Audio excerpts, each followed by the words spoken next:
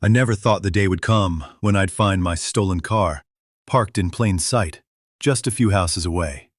And what happened after that? It was worse than the theft itself. It started like any other day. I had just parked my blue 2012 Honda Civic outside my house after work. It wasn't just a car. It was a part of my life. A gift from my father before he passed away. That Civic carried more than just memories. It carried meaning. The next morning, I walked outside like usual, and it was gone. No shattered glass, no tire marks, nothing. Just an empty spot where it used to be. I felt my chest tighten. I called the police immediately, filed a report, gave them every detail I could. But deep down, I already knew how these things go. Most stolen cars are never found. Days turned into weeks. I tried to move on, I really did. But every time I saw a car like mine on the road, I looked twice. I scanned license plates in parking lots. It was like my eyes wouldn't let go of it. That car had been a part of my soul. Then, one evening, everything changed.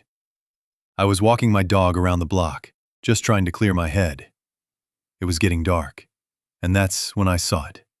A car parked under a dusty cover, just 3 houses down. Something about it stopped me. The color, the shape, even from under the cover, I could tell. I moved in closer. My heart was pounding. No license plate, but I could see a little detail through the windshield. Hanging from the mirror, a pine-scented air freshener. My dad's favorite, the same one he always used. My hands started shaking. It was my car. I knocked on the door of that house. My neighbor came out, casual as ever, like nothing was wrong. I pointed at the car. "That's mine," I said.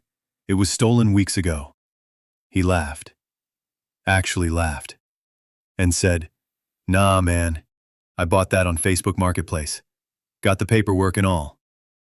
I didn't believe a word of it. Still, I called the police right away. They came, looked it over, but said their hands were tied. He had some sketchy-looking receipt, and without direct proof, they couldn't just take the car away. I felt helpless, robbed again, this time in front of everyone, with my own car sitting right there. That night, I remembered something. My dad, being the cautious guy he was, had installed a GPS tracker under the car. I never even used it.